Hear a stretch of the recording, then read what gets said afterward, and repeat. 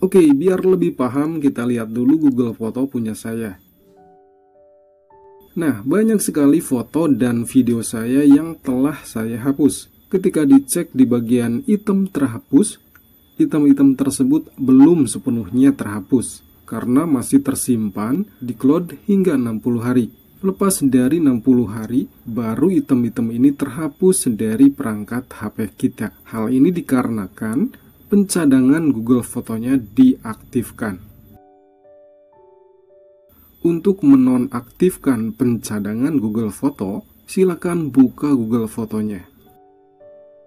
Selanjutnya, tekan logo profil di kanan atas ini. Tahap selanjutnya, pilih di bagian pencadangan.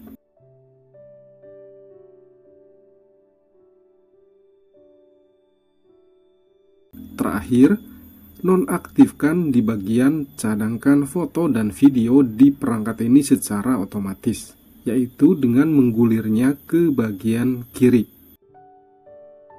Cukup mudah. Sebelum saya menutup video ini, silahkan di subscribe dulu. Wassalamualaikum warahmatullahi wabarakatuh.